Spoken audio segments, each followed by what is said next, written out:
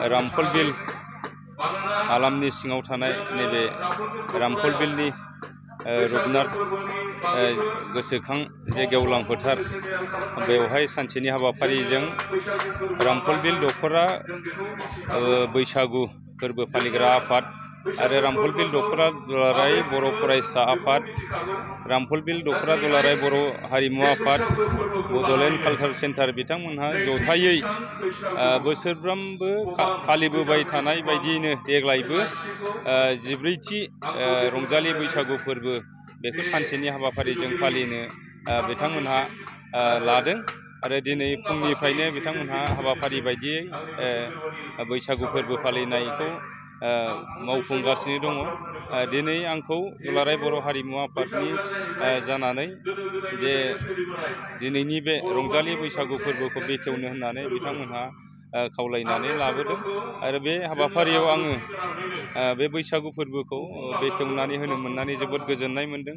जिहेथु जोंनि बर' हारिनि मोनसे आंगो बैसागु फोरबो रंजालि बैसागु फोरबो, बे बैसागु फोरबोजों जोंनि राव हारिमु थुनलाइ, जोंनि दोरोङारि जानाय लोंनाय गाननाय जोमनाय गासैबो बे हारिमुवा बेरखाङो आरो गोदो गोदाय जोङो दोरोङारि जे नेम निथिजों नेमखान्थिजोंनो बैसागुखौ गामि गामि न'खर न'खर फालिबोदोंमोन। नाथाय दिनै बोथोरा गुस्लायनाय लोगो लोगो, बोथोरा सोलायनायजों लोगोसे समा जौगानायजों लोगोसे दिनै जोंनि बर' माहारियाबो मोनसे एसेब्लाबो जोङो फोसाबनानै फोजौनानै मोनसे गोजौ लेभेलाव लांनो थाखाय दिनै जोङो जौस्राङाव लाबोनानै बैसागु फोरबोखौ फालिनायखौ जोङो 30-40 बोसोर सिगांनिफ्राय जोङो नुनो मोनबोदों। नाथाय दिनै जोङो जौस्राङाव लाबोनानै बैसागु फोरबोखौ खुंदों होननानै जोंनि दोरोङारि जे नेम निथिफोरखौ, दोरोङारि जोंनि दामनाय देनाय, जोंनि गाननाय जोमनाय, जानाय लोंनाय, जों बेफोरखौ जोङो बावगारनानै, जों बेफोरखौ नागारनानै जोङो माब्लाबाबो जाथिनि राव हारिमुखौ जोङो फोथांनो हानाय नङा। जिहेथु जे बैसागु फोरबोनि गेजेरजों जोंनि बर'नि जे जानाय लोंनाय, गाननाय जोमनाय, दामनाय देनाय गासिबो जोंनि आसार खान्थि बियो बेरखाङो हिसाबै आरो जोङो बैसागु फोरबोनि गेजेरजोंनो जोङो जोंनि हारिमुखौ गेवलांसार होनायाव, हारिमुखौ लाखिनायाव, जोङो हारिमुखौ फोथांनायाव जोङो दिनै बैसागुनि गेजेरजोंनो जोङो मोनसे गोजौ लेभेलाव जोंनो लांनो हागोन होननानै आङो फोथायनाय दङ, आसा खालामनाय दङ। रामफल बिल दख'रा दुलाराय बर' फरायसा आफादजों लोगोसे बैसागु फोरबो खुंफुं आफादजों जे जथायै बैसागु फोरबो फालिनाय, बे दिनै जोङो 14थि खेब बैसागु फोरबो फालिनाय।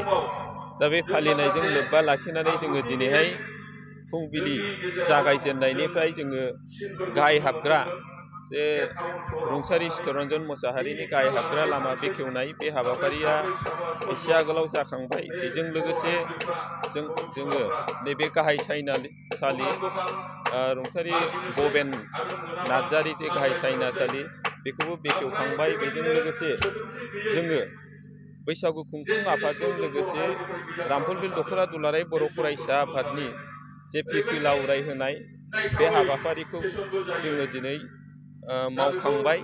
दा बेजों लोगोसे जोङो हाबाफारि बायदियै दङ जोंनि दिनैनि जे बैसागु फोरबो फालिनायखौ जाहाथे जोङो मोनसे ओंथि गोनां बा आब्रुथि गोनाङै जे फालिलांनो थाखाय जोङो माखासे हाबाफारि बा एजेन्डा लानानै दिनै बे हाबाफारिखौ मावफुंनाय जादों।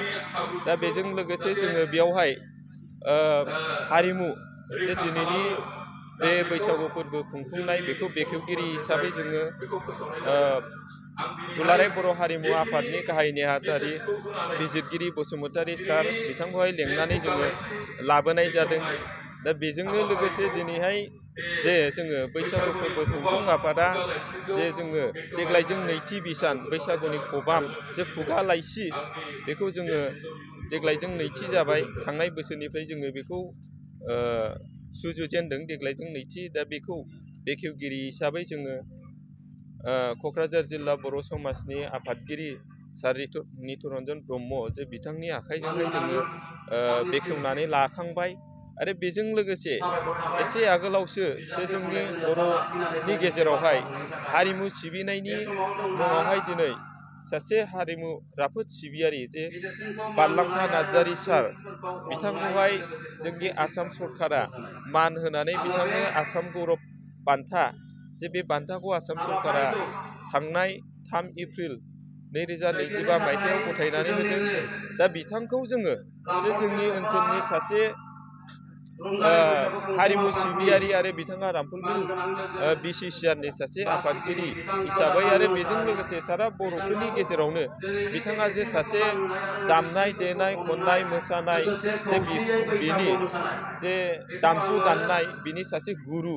दा बिथांखौहाय जे आसाम सरकारा मान होनायजों लोगोसे दिनै जोङो रामफलबिल दख'रा दुलाराय बर' फरायसा आफादाबो जे बिथांखौहाय जोङो दिनै मान बिलाइ होनानै बिथांखौ जोङो बरायबाय। बेखिनि हाबाफारि आरो बेजों लोगोसे फैबाय थानाय नैबे उननि समावहाय जोङो जाहा माखासे हाबाफारि रनसायनानै लाखानाय दंबावो। बेवहाय जोङो दुइसिनफ्रा गिदिरखौ सनमान होनाय, उन्दैसिनफ्रा देरसिनफ्रा उन्दैसिनफोरखौ अननाय बे हाबाफारि थाबाय। बेजों लोगोसे जोंनि रामफलबिल दख'रानि सिङाव थानाय गासै 106था गामिखौ लानानैहाय जे जोङो बैसागु फोरबो फालिनायजों लोगोसे बेयाव जोङो खननाय मोसानाय दामनाय देनायनि बादायलायनाय हाबाफारि जोङो लागोन।